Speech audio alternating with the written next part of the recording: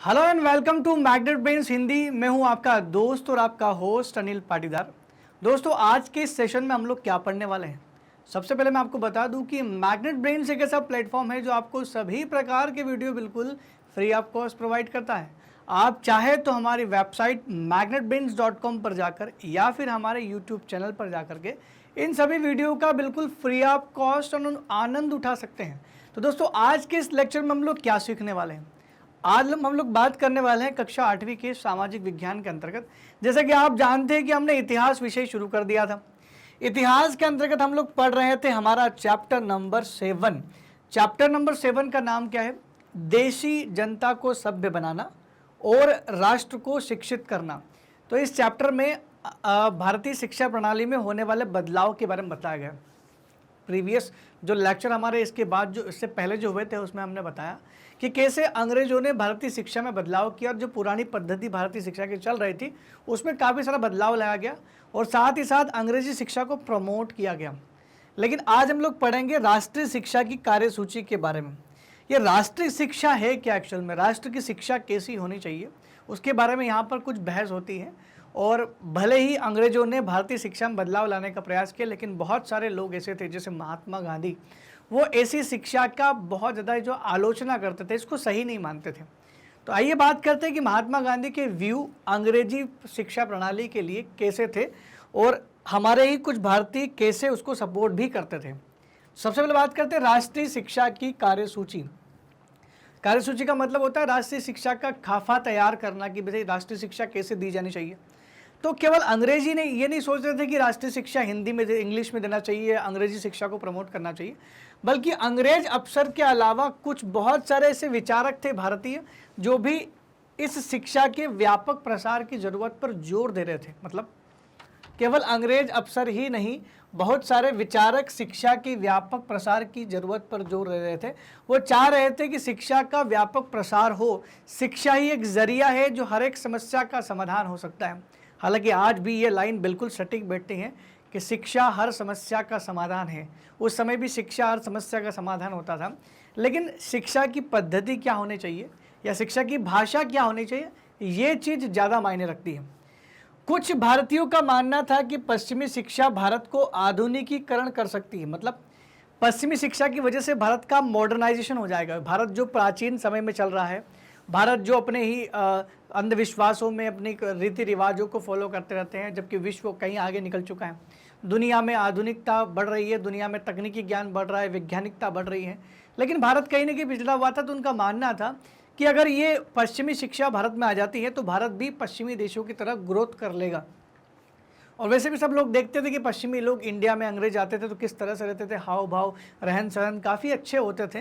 तो कहीं ना कहीं उनको लगता भी था कि हो सकता है कि पश्चिमी शिक्षा हमें सभ्य बना दे वाकई में। तो उनको लगता था कि आधुनिकीकरण के लिए पश्चिमी शिक्षा बहुत ज़रूरी है, इसलिए उसको सपोर्ट करते थे। लेकिन बहुत सारे भारतीय इसकी निंदा करते थे, परंतु बहुत सारे भारतीय पश्चिमी शिक्षा के विरुद्ध थे। उसमें से सबसे मेन नाम जो आता है वो महात्मा गांधी का आता है और दूसरे व्यक्ति थे रविंद्रनाथ टैगोर। महात्मा गांधी और रविंद्रनाथ टैगोर इसी तरह के लोग थे जो पश्चिमी शिक्षा का विरोध करते थे। महात्मा गांधी तो खुले तौर पर बिल्कुल विरोध करते थे, लेकिन अगर रविंद्रनाथ टैगोर की बात की जाए तो वो कुछ बदलाव के साथ विरोध करते थे। तो समझते हैं कि महात्मा गांधी एक्चुअल में क्यों इसका विरोध करते हैं। जब हम लोग समझते हैं कि भाई महात्मा गांधी खुद इतने पढ़े लिखे थे, बाहर से पढ़ करके आए थे, लेकिन क्या कारण था कि महात्मा गांधी इस अंग्रेजी शिक्षा प्रणाली का विरोध करते थे। तो ये समझते हैं कि वो क्यों ऐसा बोलना चाह रहे हैं। एक स्टेटमेंट आया था कि अंग्रेजी शिक्षा ने हमें गुलाम बना दिया। महात्मा गांधी ने ये बात बोली थी कि अंग्रेजी शिक्षा ने हमें गुलाम बना दिया है। महात्मा गांधी का कहना था कि औपनिवेशिक शिक्षा ने भारतीयों के मस्तिष्क में हीनता का भाव पैदा कर दिया है। हीनता का भाव, पहले ही हमारे देश में बहुत सारी छुआछूत और ऐसी समस्या चल रही थी और इस अंग्रेजी शिक्षा ने और हीनता का भाव पैदा कर दिया है। अब इस हीनता के भाव से क्या हो रहा है, हमारे ही लोग हमसे ही हीनता की भावना रखते हैं। यानी जिस व्यक्ति ने अंग्रेजी पढ़ ली वो हिंदी बोलने वाले और हिंदी समझने वाले व्यक्ति से अपने आप में वो घृणा करने लगा था कि भाई मैं तो अंग्रेजी सीख गया, मैं अपर हो गया अपने आप में उसका स्टेटस बदल जाता है। ऐसा उन्होंने बोला कि मस्तिष्क में हीनता का भाव पैदा हो जाता है। इसकी वजह से लोग पश्चिमी सभ्यता को श्रेष्ठतर भी मानने लगे थे। महात्मा गांधी कहते हैं कि भाई इस पढ़ाई की वजह से खाली पढ़ाई नहीं ले रहे लोग, लोगों के दिमाग में क्या हो रहा है, लोगों के दिमाग में क्या हो रहा है कि लोग पश्चिमी सभ्यता को श्रेष्ठतर मानने लगे और भारतीय सभ्यता को हीन भावना से देखने लगे। वही लोग जो पढ़ाई कर रहे हैं और अपनी संस्कृति के प्रति उनका गौरव भाव बिल्कुल नष्ट हो गया है। ये महात्मा गांधी के शब्द हैं कि हमारी संस्कृति को भूल करके पश्चिमी सभ्यता को लोग सराहना कर रहे हैं, वो लोग जो पश्चिमी शिक्षा को ग्रहण कर रहे हैं। तो इसलिए मेरा मानना है कि ये मस्तिष्क में हीनता का भाव पैदा कर देगी, धीरे धीरे अंग्रेजी शिक्षा भारत को गुलाम बना देगी। अंग्रेज का इस शिक्षा को प्रमोट करने का जो मोटिव है वो गांधी जी को हो सकता है पता था। इन संस्थानों में पढ़ने वाले भारतीय ब्रिटिश शासन को पसंद करने लगे थे। सोचो आप किसी के गुलाम हो और जो आप पर राज कर रहा है, आपको गुलाम बना के रखा है, प्रताड़ना भी दे रहा है। फर्ज करो कि आप में से कोई व्यक्ति बोले कि वो सही कर रहा है, तो कैसा लगेगा?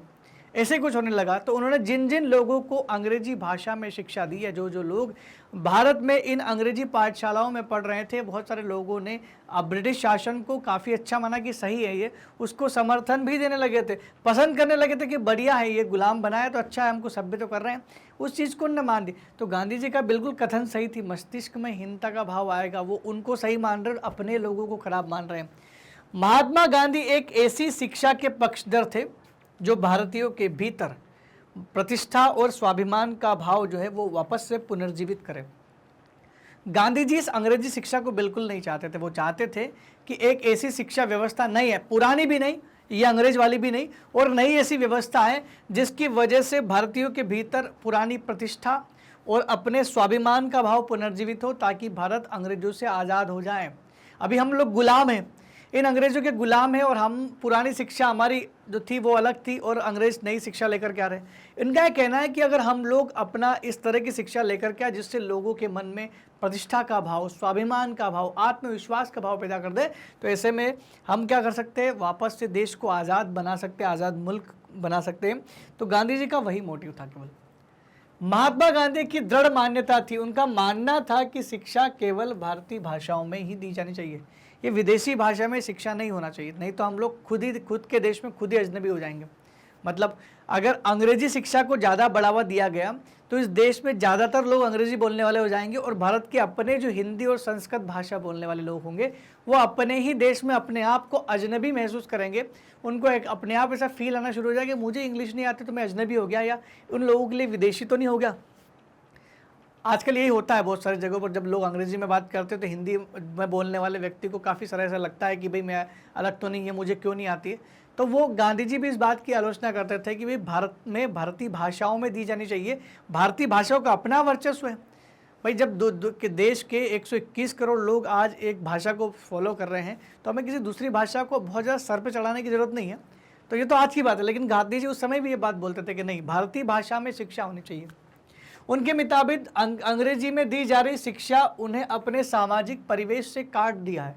अंग्रेजी जो शिक्षा दी जा रही है उसने हमारा जो सामाजिक परिवेश, जो हमारा रहन सहन होता था, परिवेश जो होता था, उससे हमें ही काट दिया है। यानी हम जो गाँव में घर में जिस तरह से रहते थे उस परिवेश से काट दिया है। अब वो लोग से हम लोग अपने आप को अलग समझने लगे हैं। तो ऐसी शिक्षा किस काम की जो आपको आपके परिवार से, आपकी संस्कृति से, रीति रिवाज से और सामाजिक परिवेश से अलग कर दे, तो फिर वो शिक्षा नहीं, वो तो अलगाव है। तो उनका मानना था कि शिक्षा वो होना चाहिए जो आप में सुधार करे, न कि आपको अपने समाज से, अपने गांव से, घर से अलग कर दे। तो बोल रहे कि वो शिक्षा जो है वो सामाजिक परिवेश से काट दिया है इस अंग्रेजी शिक्षा ने, उन्हें अपनी ही भूमि पर अजनबी बना दिया है। मतलब अब आप इस शिक्षा को ग्रहण करने के बाद अपनी ही भूमि पर अजनबी बन गए, लोगों की नज़र में अजनबी बन गए। भाई शिक्षा आपको अपने ही देश में अजनबी बना रही है, तो वो काफ़ी आलोचना करते। तो इन सारे पॉइंट को पढ़ करके ऐसा लगता है कि कहीं ना कहीं महात्मा गांधी इसके घोर विरुद्ध थे इस शिक्षा के, और होना भी चाहिए था, क्योंकि उस समय भारतीय भाषा में शिक्षा की दरकार ज़्यादा थी। ज़्यादातर लोग भारतीय शिक्षा को ग्रहण करना चाहते थे, अंग्रेजी शिक्षा थोपना गलत था। महात्मा गांधी का कहना था कि पश्चिमी शिक्षा में जीवन के अनुभवों और व्यावहारिक ज्ञान की उपेक्षा की जाती है। पश्चिमी ज्ञान जो है केवल पढ़ाई और किताबों पर आश्रित है, उसमें इमोशंस की कमी है, उसमें घर के प्रति आदर सम्मान की कमी है। बहुत सारे लोग पढ़ लिखने के बाद अपने घर वाले माँ बाप को छोड़ देते हैं। तो ये जो व्यावहारिक ज्ञान है, ये अनुभव है, ये खाली पढ़ने लिखने से नहीं आते। ये और खासकर पश्चिमी ज्ञान जो है वो तो खाली पढ़ने लिखने पर ध्यान दिया, वो शिक्षा की बात कर रहे थे और ये साक्षरता की बात कर रहे थे। अंग्रेज लोग खाली साक्षर कर रहे थे, लोगों को अंग्रेजी सिखा रहे थे, लेकिन गांधी जी बोलते थे कि नहीं, शिक्षा तो साक्षरता नहीं, शिक्षा तो शिक्षा होती है, और शिक्षा का मतलब होता है अनुभव, शिक्षा का मतलब होता है व्यवहारिक ज्ञान। तो बोल रहे कि ये पश्चिमी शिक्षा में जीवन के अनुभवों और व्यवहारिक ज्ञान की उपेक्षा की जाती है, और ये बहुत सही नहीं है। शिक्षा से व्यक्ति का दिमाग और आत्मा विकसित होनी चाहिए, जो कि अंग्रेजी शिक्षा से बिल्कुल नहीं हो रही है। दिमाग और आत्मा विकसित होगी तो लोग इमोशंस फैक्टर जो है लोगों के अंदर जगेगा, लोग घृणा नहीं करेंगे, लोग हिंसा नहीं करेंगे। तो ये बहुत सारी चीज़ें हमको देखने को मिल रही है। आज भी आप देखते हैं कि भारत में छोटी छोटी चीज़ों पर कितनी हिंसाएं हो जाती हैं। तो अगर पढ़ाई का अगर उद्देश्य हिंसा को रोकना है तो फिर पढ़ाई इस उद्देश्य में सफल तो नहीं हो पाई। तो महात्मा गांधी को के जो कथन है वो कहीं ना कहीं आज की तारीख में बिल्कुल सटीक बैठते हैं। वो बोलते हैं कि शिक्षा का उद्देश्य तो अनुभव और व्यवहारिक ज्ञान होना ही चाहिए। तो अगर आपको व्यवहारिक ज्ञान है तो क्या सही है क्या गलत है, इसका फैसला आप खुद ले सकते हैं, ऐसा उनका मानना था। शिक्षा से व्यक्ति का दिमाग और आत्मा विकसित होना चाहिए, जो अंग्रेजी शिक्षा से नहीं हो रही थी। वो क्या बोलते हैं, उनकी राय में केवल साक्षरता जो होती है, यानी पढ़ने लिखने की क्षमता पा लेना नहीं है। साक्षरता मतलब खाली पढ़ने लिखने की क्षमता पा लेना साक्षरता नहीं है, मतलब साक्षरता ही शिक्षा नहीं होती है, वो ऐसा बोलना चाह रहे हैं। साक्षरता का मतलब होता है अक्षरों को पहचानना, अक्षरों को पढ़ना, ये साक्षरता है। लेकिन शिक्षा का मतलब होता है व्यवहारिक ज्ञान का अनुभव होना, आपको जीवन में कैसे डील करना है, कहाँ जाना है, कैसे बात करना है, और किस तरह से अपने आप जीवन बिताना है, समस्याओं का सामना कैसे करना है, ये होती है शिक्षा। तो शिक्षा केवल पढ़ना लिखना नहीं, जबकि व्यवहारिक ज्ञान होना चाहिए। जैसे जैसे राष्ट्रीय भावना का प्रसार देश में होने लगा, राष्ट्रीय भावना मतलब देश को आज़ाद दिलाने की जो भावना प्रेरित हुई थी, ये गांधी जी के समय की बात है। तो जैसे जैसे लोगों के अंदर ये राष्ट्रीय भावना धीरे धीरे प्रेरित होती चली गई, कई दूसरे विचारक भी एक ऐसी राष्ट्रीय शिक्षा प्रणाली के बारे में सोचने लगे थे जिसकी बात महात्मा गांधी कर रहे थे। मतलब दूसरे विचारक भी धीरे धीरे, जब देश में राष्ट्रीय भावना का प्रसार हुआ तो बहुत सारे विचारक इस बात को सोचने लगे कि राष्ट्रीय शिक्षा प्रणाली जो है वो अंग्रेजों द्वारा स्थापित की गई व्यवस्था से थोड़ी भिन्न होना चाहिए, ऐसी तो नहीं होना चाहिए। मतलब बहुत सारे विचारक भी गांधी जी से सहमत थे और वो भी चाहते थे कि अंग्रेजी जो व्यवस्था है, शिक्षा व्यवस्था, उसके अलावा कोई दूसरी वैकल्पिक व्यवस्था चाहिए, हमें नई व्यवस्था चाहिए, ये तो नहीं चाहिए। तो इसका मतलब ये कि महात्मा गांधी जो चाहते थे वो बहुत सारे लोग भी चाहते थे। इस प्रकार हमने इस टॉपिक में बहुत अच्छी चीज़ सीखी कि महात्मा गांधी क्यों इस शिक्षा प्रणाली का अपोज कर रहे थे, विरोध कर रहे थे। दोस्तों, अगर आपको हमारे वीडियो सीक्वेंस में यूट्यूब पर नहीं मिल रहे हैं तो घबराने की ज़रूरत नहीं है, क्योंकि मैग्नेट ब्रेन्स आप लोगों के लिए लेकर के आया है एक दूसरा विकल्प, magnetbrains.com। ये हमारी वेबसाइट है दोस्तों, आप चाहे तो हमारी वेबसाइट पे विजिट कर सकते हैं। India's number 1 100% free online educational platform. हमारा चैनल आपको प्रोवाइड करेगा टॉप कोर्सेस एक्सप्लोर करने का मौका। अब आप यहाँ का कर सकते हैं, आप CBSE Hindi medium 7 to 12 class को सिलेक्ट करिए। जैसे ही आप इसको सिलेक्ट करेंगे आपको अपनी क्लासेस के ऑप्शंस मिल जाएंगे। अब आपको करना कुछ नहीं है, बस अपनी क्लास को सिलेक्ट करना है। जैसे ही अपनी क्लास को आप सिलेक्ट करेंगे, आपको अपनी कक्षा से संबंधित जो 8वीं कक्षा है उससे संबंधित विषय से संबंधित सारे टीचरों की सूची यहाँ पर मिल जाएंगी। अब आपको करना क्या है, अब आपको इन टीचरों में से किसी भी एक या इन सब्जेक्ट में से किसी भी एक सब्जेक्ट को सिलेक्ट करना है जिसको आप पढ़ना चाहते हैं। हर एक टीचर के नाम के नीचे वॉच नाउ का ऑप्शन आपको मिलेगा। बस करना कुछ नहीं है, वॉच नाउ पर किया जैसे क्लिक, वैसे ही आप पहुंच जाओगे उस सब्जेक्ट के डिस्क्रिप्शन में। मतलब उस विषय से संबंधित जितने भी चैप्टर हैं उसके सीक्वेंस वाइज वीडियो आपको वॉच ऑल वीडियोस में यहाँ पर मिल जाएंगे, जो कि आपको पार्ट 1 पार्ट 2 एक एक करके मिलेंगे। आपको जो भी लेक्चर पढ़ना है, जो भी चैप्टर पढ़ना है, बस उस पर क्लिक करिए, आपका वीडियो हो जाएगा शुरू। आप बहुत ही आसानी से अपना लेक्चर देख सकते हैं, अपने नोट्स बना सकते हैं और अपनी कक्षा में टॉप भी कर सकते हैं। तो दोस्तों, मैग्नेट ब्रेन्स आप लोगों के लिए लेकर के आया है 100% मुक्त शिक्षा, जो क्लास 7 से क्लास 12 तक के सभी विद्यार्थियों को फ्री ऑफ कॉस्ट हिंदी और अंग्रेजी दोनों माध्यम में दी जाती है। दोस्तों, अगर आपको हमारे वीडियो बहुत ही अच्छे लग रहे हैं तो कृपया कमेंट सेक्शन में लिख करके ज़रूर बताएं, और साथ ही साथ हमारे चैनल को लाइक, शेयर और सब्सक्राइब करना बिल्कुल भी ना भूलें। तब तक के लिए दोस्तों धन्यवाद, थैंक यू वेरी मच।